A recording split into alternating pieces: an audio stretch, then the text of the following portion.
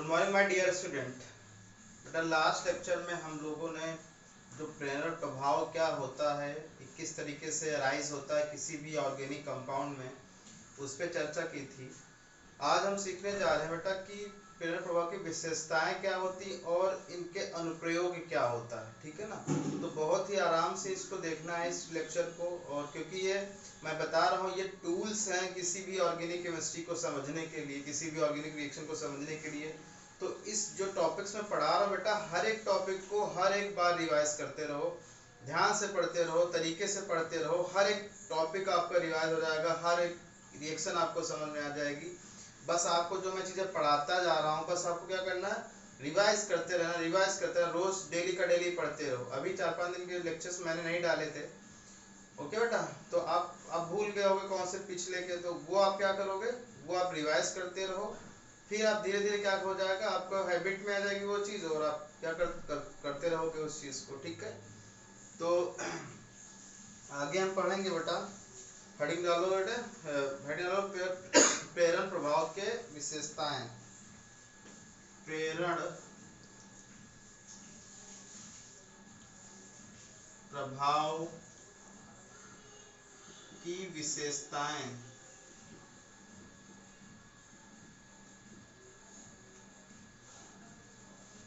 विशेषताएं क्या होती हैं प्रेरण प्रभाव की? तो आपको पता है बेटा कि प्रेरण प्रभाव क्या होता है, जो सिग्मा बंध में ही एराइज होता है, मतलब सिग्मा बंध में ही उत्पन्न होता है या पाया जाता है। तो हम इनको पहला पॉइंट,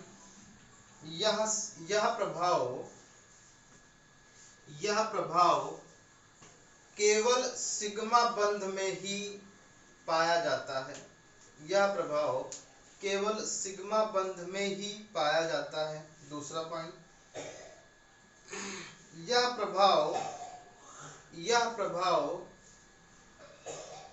प्रभाव दूरी पे डिपेंड करता है, दूरी पे निर्भर रहता है। यह प्रभाव दूरी पर निर्भर रहता है। ठीक है। तीसरा पॉइंट,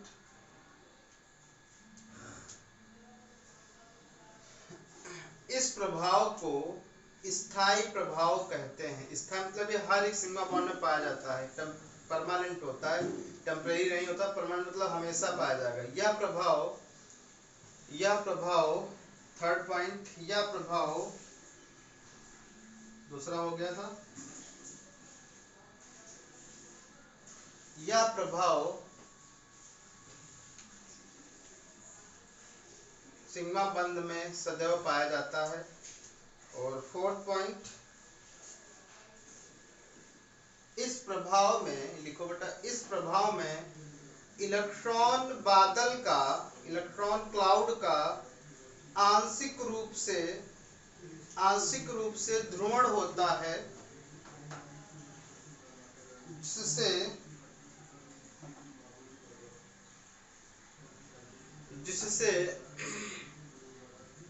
आंशिक रूप से ध्रुवण होता है, जिससे उन तत्वों पर आंशिक डेल्टा पॉजिटिव चार्ज तथा डेल्टा नेगेटिव आवेश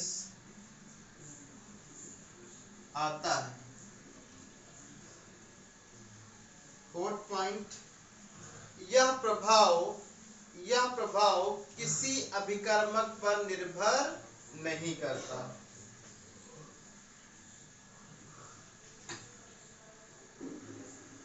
यह प्रभाव किसी अभिकर्मक पर निर्भर नहीं करता है। एग्जाम्पल के तौर पे मैं तुमको बता दे रहा हूँ सारी चीजें। जैसे मान लो ये कार्बन की चेन है बेटा, ठीक है ना, इससे कोई एक्स एटम कनेक्ट हो गया। अब एक्स एटम की जो इलेक्ट्रोनेगेटिविटी है बेटा, वो ज्यादा है किसकी इलेक्ट्रोनेगेटिविटी से, कार्बन की इलेक्ट्रोनेगेटिविटी से ज्यादा है। तो ये क्या करेगा, खींचेगा। तो जैसा कि मैंने पहला बताया पॉइंट, क्या बताया कि यह जो प्रभाव है वो सिग्मा बंध में ही पाया जाता। तो सिग्मा बंध क्या, single bond is called sigma bond. ठीक है ना, समझ आ गया। तो यह प्रभाव केवल और केवल सिग्मा बंध में ही पाया जाता है। ठीक है। और दूसरा पॉइंट क्या लिखा था, यह प्रभाव क्या होता है, डिस्टेंस पे डिपेंड करता है। जैसे डिस्टेंस बढ़ती जाएगी, जैसा कि मैंने बताया था कि चौथे 1 2 3 4, 4 पे इसका मान 0 हो जाता है। और सबसे जो पास वाला कार्बन होगा उस पे बहुत ज्यादा आंशिक चार्ज आएगा, फिर उससे छोटा, फिर उससे छोटा, फिर ये चौथे पे इसका मान क्या हो जाता है, शून्य हो जाता है। तो इसीलिए इसको क्या बोला जाता है कि जो प्रेरण प्रभाव होता है बेटा वो दूरी पे डिपेंड करता है। सिग्मा वन जैसे जैसे दूरी होती जाएगी उस एलिमेंट से, वैसे वैसे इसका मान जो है बेटा वो कम होता जाएगा। बात समझ रहे हो, वो चाहे प्लस आई इफेक्ट हो चाहे वो माइनस आई इफेक्ट हो।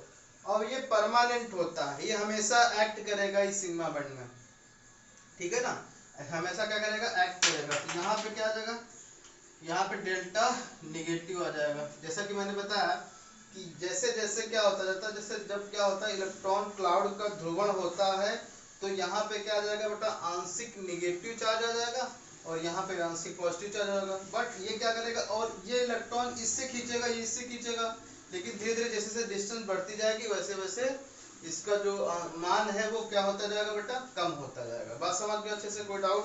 कोई डाउट नहीं, ठीक है। जैसा आप बताया कि ये अभिकर्मक पे डिपेंड नहीं करता। अभिकर्मक मतलब जो अटैकिंग रीजन हो वो चाहे जितना प्रबल हो चाहे दुर्बल हो कोई मतलब नहीं है। बस ये अगर कंपाउंड है उसमें अगर कोई इलेक्ट्रोनेगेटिव का डिफरेंस आ रहा है तो उसमें प्रेरण प्रभाव उत्पन्न हो जाता है। बस ये बात आपको याद रखनी है, ठीक है बेटा। तो विशेषताएं समझ में आ गई। अब लिखोगे अनुप्रयोग, प्रेरण प्रभाव के अनुप्रयोग।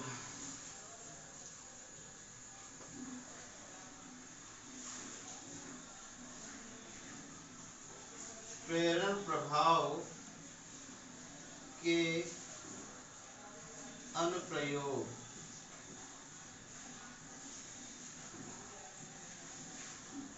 लिखो बेटा, प्रेरण प्रभाव को निम्नलिखित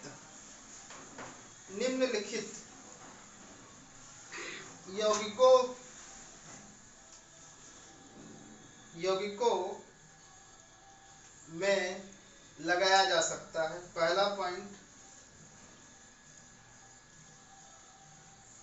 कार्बोक्सिलिक अम्लों की कार्बोक्सिलिक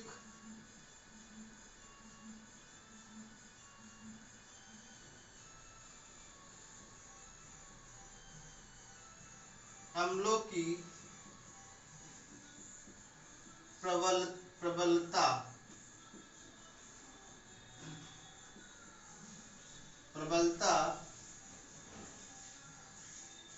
में कार्बोक्सिलिक अम्लों की प्रबलता में संबंध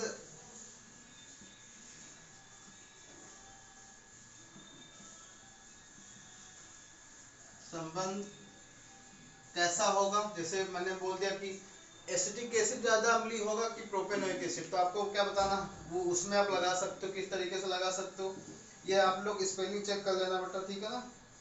कार्बोक्सिलिक सही तो लिखा। नंबर 2,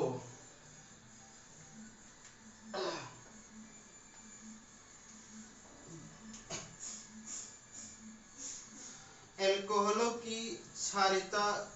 यहाँ पे दूसरा पॉइंट जो आएगा बेटा वो क्या आएगा, एल्कोहलों की क्षारीयता के में संबंध।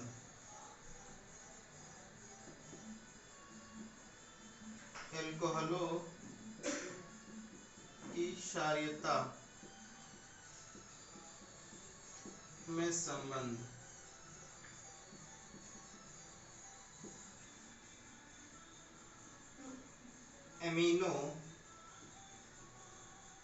अमीनों की क्षारीयता में संबंध।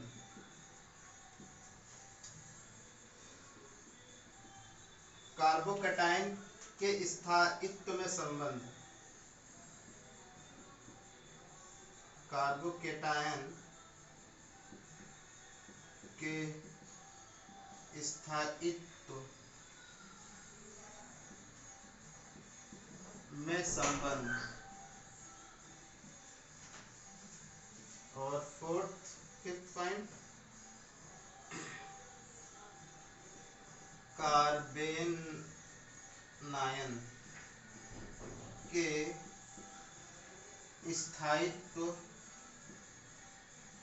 में संबंध। और 6 पॉइंट होगा बेटा मुक्त मूलक के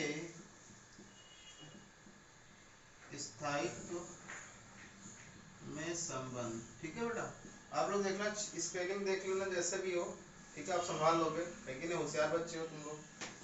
तो आपको क्या करना है बेटा, इतनी सारी चीजें 6 प्रॉपर्टी है जिसपे आप जो है प्रेरण प्रभाव लगा सकते हो। अब देखो कितनी इंपॉर्टेंट चीज है कि कार्बोक्सिलिक अम्लों की प्रबलता में संबंध, एल्कोहलों की क्षारीयता में संबंध, अम्लों की क्षारीयता, अमीन जो NH2 ग्रुप रखते हैं वो, जैसे एल्कोहल कौन सा हो गया, कार्बोक्सिलिक एसिड कौन सा होगा बेटा, RCOOH हो गया। ये कौन सा एल्कोहल, RCH2OH हो गया, एल्कोहल हो गया बेटा। ये अमाइन क्या हो गया, RCH2NH2 अमाइन हो गया ये। और ये कौन सी हो गई, कार्बोकैटायन, RCH2 प्लस, ये वाला RCH2 माइनस, और ये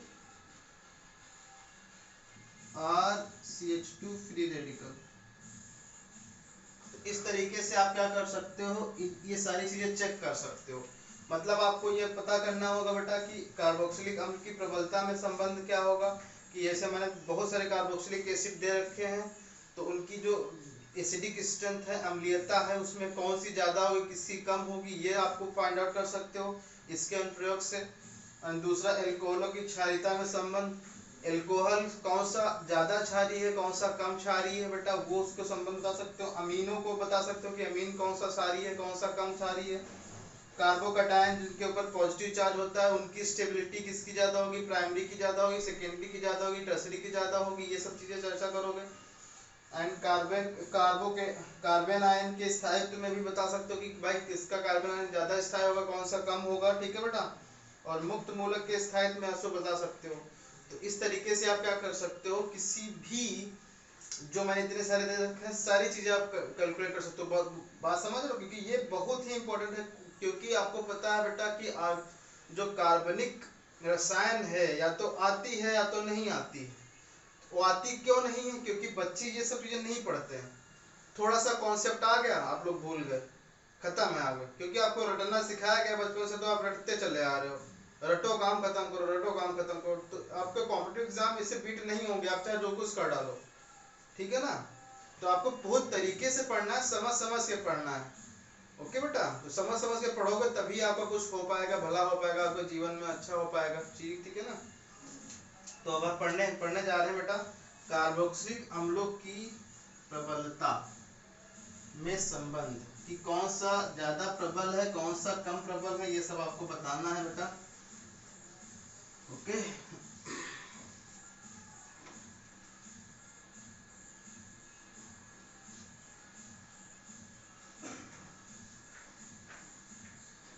अब देखो, पहले तो कार्बोक्सिलिक अम्ल क्या होता है, वो अम्ल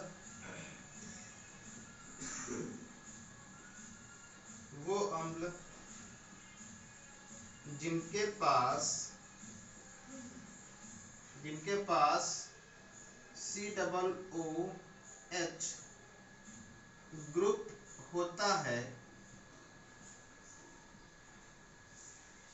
कार्बोक्सिलिक अम्ल कहलाते हैं।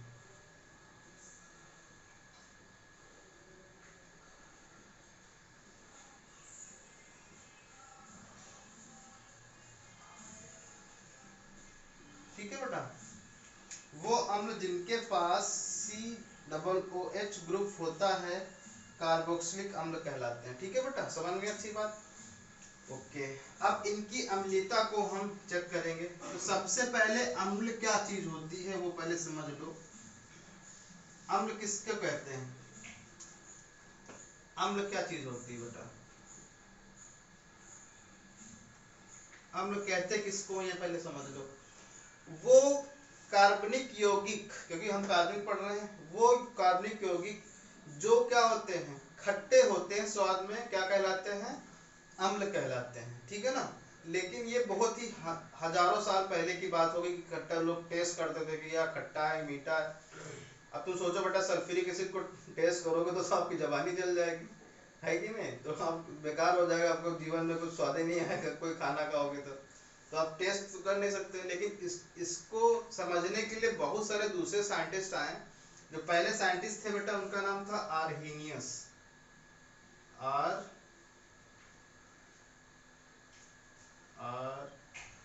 आर्हीनियस आर्हीनियस आए थे। उन्होंने बोला था कि वे यौगिक जिनको जलीय माध्यम में अगर विलय किया जाए तो वो H प्लस आयन क्या होते हैं, त्यागते हैं, वो क्या कहलाते हैं बेटा? बोलो, अम्ल कहलाते हैं। आर्हेनियस की स्पेलिंग देख लेना किस तरीके की लिखी है, ठीक है ना? वो यौगिक जिनका जलीय माध्यम में घोलने पर H प्लस आयन प्रदान करते हैं अम्ल कहलाते हैं। ठीक है बेटा, इसकी बात समझ में कि वो क्या कहलाते हैं? अम्ल कहलाते हैं। तो अगर हम बेटा देखो, अगर हम कोई कार्बोक्सिलिक एसिड ले लेते हैं, उसको हम जल में अगर घोल दें तो कैसे घुल जाता है बेटा? वो RCOO minus plus H plus में घुल जाएगा। तो अब तुम सोचो, वो अम्ल बहुत ही प्रबल होगा जो जितना ज्यादा क्या करेगा, बोलो, जो जितना ज्यादा H प्लस रिलीज करेगा वो सबसे ज्यादा अम्लीय क्या होगा? अम्लीय होगा। क्योंकि देखो, जैसे मैं तुमसे बात करूं कि ये क्या होगा, H प्लस जितना रिलीज कर देगा वो ज्यादा होगा। और H प्लस रिलीज कब होगा बेटा? बोलो, H प्लस रिलीज कब होगा? अब आपको पता है, आपको बचपन से सीखते चले आ रहे हो क्या कि प्लस और माइनस के बीच क्या लगता है? आकर्षण बल लगता है। तो अब ये जो जितना कम चार्ज होगा उतनी जल्दी क्या होगा, ये निकल जाएगा। बहुत बात समझ रहे हो? तो अब एक चीज समझ लो, यहाँ पे माइनस चार्ज जितना कम होता जाएगा उतना ज्यादा ये क्या होता जाएगा, H प्लस रिलीज होता जाएगा। और ये जितना ज्यादा होगा वो क्या होगा, वो H प्लस उतना ही क्या होगा, अट्रैक्ट हो जाएगा, उतना कम क्या करेगा, बोलो, उतना कम ये अम्लीय होगा। यानी कि ये डिपेंड कर रहा है कि H प्लस कितना जल्दी रिलीज होगा, वो अम्ल उतना ही क्या होगा, अम्लीय होगा। इतनी बात समझ में आ गई सब लोगों को? बोलो। तो अब इसमें देखो, पहले तो हम लोग सीखते हैं कि अगर हमारे पास कोई प्लस आई इफेक्ट वाला यौगिक आ जाता है, प्लस आई प्रभाव लगाते हैं, ठीक है ना? तो प्लस आई प्रभाव क्या कर देगा? प्लस आई प्रभाव का काम क्या है बेटा? इलेक्ट्रॉन डेंसिटी को डोनेट करना। तो इलेक्ट्रॉन डेंसिटी को डोनेट करोगे तो यहाँ तो और ज्यादा बढ़ जाएगी इलेक्ट्रॉन डेंसिटी। डोनेट मतलब क्या? जैसे मान लो ये आई है, ये CH3 लगा हुआ, जैसे मैं तुमसे बात करूं कि CH3 एक ये है,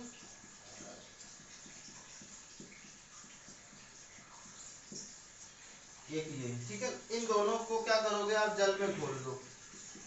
जल में घोलोगे तो ये क्या आ जाएगा बेटा, बताओ? ये आ जाएगा CH3CO minus plus H plus, ये आ गया। इसको भी जल में घोलो, क्या आ जाएगा? CH3 CH2CO minus H plus, ये आ गया बेटा। बोलो। अब एक चीज बताओ मुझे, इसमें ये ग्रुप जो लगा है CH3 ग्रुप, और इसमें ये ग्रुप लगा CH2 CH3, इसमें प्लस आई इफेक्ट किसका ज्यादा है? इसका ज्यादा है ना, क्योंकि ये CH3 CH2 है, ये कम है। तो ये इलेक्ट्रॉन डेंसिटी क्या करेगा? ये ज्यादा देगा ना, इसके कंपेयर में ये कम ही दे रहा है।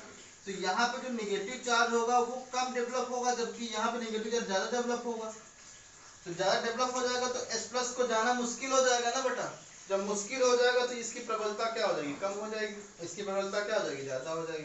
तो यानी कि आपको ये चीज समझ में आ गई कि किसी भी कार्बोक्सिलिक अम्ल की प्रबलता, स्टार बना के लिखो पॉइंट, ये किसी भी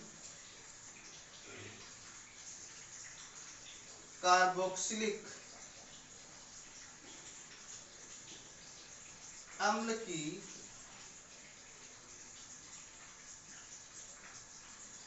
प्रबलता इनवर्सली प्रोपोर्शनल होती है प्लस आई प्रभाव के। प्लस आई प्रभाव बढ़ेगा, कार्बोक्सिलिक अम्ल की प्रबलता कम हो जाएगी। तो ये चीज याद रखना कि प्लस आई के प्रभाव के बढ़ने से किसी भी कार्बोक्सिलिक अम्ल की प्रबलता क्या हो जाती है, कम हो जाती है। ठीक है, इतनी बात समझ गए। चलो अब हम तुमको एग्जांपल दे रहे हैं, उसको बताओ, कंपेयर करो कि बताओ कि इसमें से सबसे प्रबल अम्ल कौन सा होगा। ओके बेटा, चलो पहला है जैसे CH3 CH2COOH। ओके बेटा, पहला आ गया। दूसरा CH3CH CH3COOH। तीसरा आ गया CH3C CH3COOH। अब यहाँ बताओ बेटा, ये जो है ये प्लस आई इफेक्ट है, ये भी प्लस आई है, ये भी प्लस आई है। इसमें दो डायरेक्शन से प्लस आई आ रहा है, इसमें एक डायरेक्शन से प्लस आई आ रहा है। इसमें बेटा तीन डायरेक्शन से प्लस आई आ रहा है। ये प्लस आई है, ये प्लस आई है, ये भी क्या है बेटा, ये भी प्लस आई है। तो ये क्या करेगा, ये साइड है तो ये ज्यादा इसको। अब तुम सोचो, अब देखो बेटा, वाटर में घोलो सबको, वाटर में घोलोगे तो ये क्या हो जाएगा, CH3 CH2 COO minus plus H plus. इसको बोलो CH3 CH CH3 CO minus plus H plus. ठीक है ना, इसको बोलो बेटा CH3 CH3 CH3 CO minus. ठीक है, और H प्लस। अब एक चीज बताओ मुझे कि कौन सा ज्यादा चार्ज ऑक्सीजन पे देगा। अब ये देखो, इस पे तीन डायरेक्शन से आ रहा, तो ये ज्यादा डेवलप कर देगा चार्ज, माइनस ज्यादा बड़ा होगा, इसका उससे छोटा, इसका सबसे छोटा। तो जो सबसे अच्छा जो कार्बोक्सिलिक एसिड होगा वो कौन सा होगा बेटा, और सबसे बेकार थर्ड वाला, सबसे अच्छा 1, फिर सेकेंड, फिर थर्ड। ठीक है ना, तो ये बात समझ आ गई। तो सबसे अच्छा पहला वाला होगा, फिर दूसरा, फिर तीसरा। रीजन इसका क्या है कि आपने प्लस आई इफेक्ट लगा दिया बेटा, तो development of negative charge, negative density of the oxygen atom is more. मतलब ऑक्सीजन एटम पे जो इलेक्ट्रॉन घनत्व है वो बढ़ता जा रहा है प्लस आई इफेक्ट की वजह से। क्योंकि प्लस आई इफेक्ट कब आता है, जब इलेक्ट्रॉन डोनेट हो जाते हैं। ठीक है बेटा, बात समझ गए।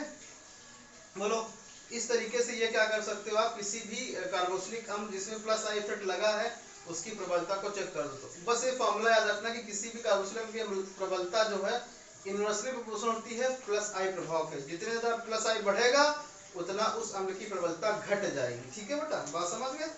ओके, चलो कुछ एग्जांपल मैं तुमको दे रहा हूँ जिनको आपको करना है बेटा।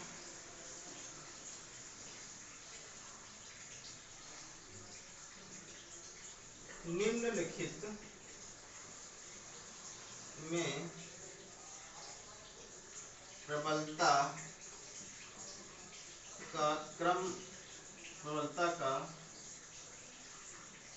बढ़ता क्रम बताइए। चलो पहला,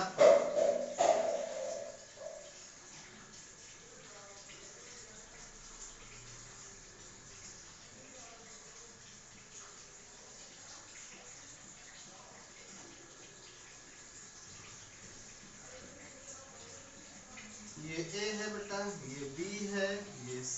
ओके, दूसरा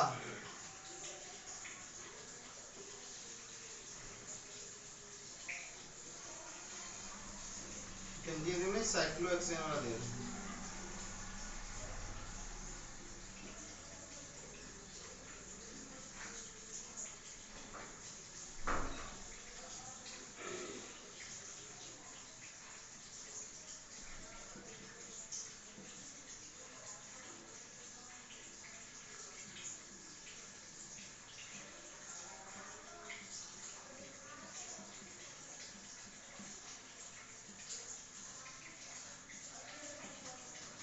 ठीक है बेटा,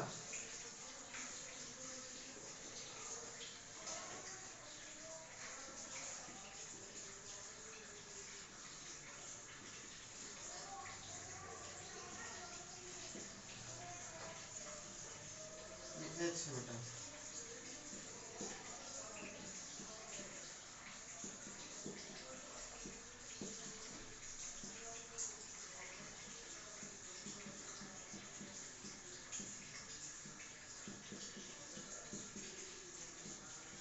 ये तीनों में बताना है बेटा, 3 क्वेश्चन आपको हैं। ये तीनों में आपको प्रबल अम्ल का बढ़ता क्रम, यानी कि वो सबसे छोटा वो पहले आएगा, फिर जो सबसे आखिरी वाला होगा सबसे प्रबल अम्ल होना चाहिए। ठीक है बेटा, थैंक यू।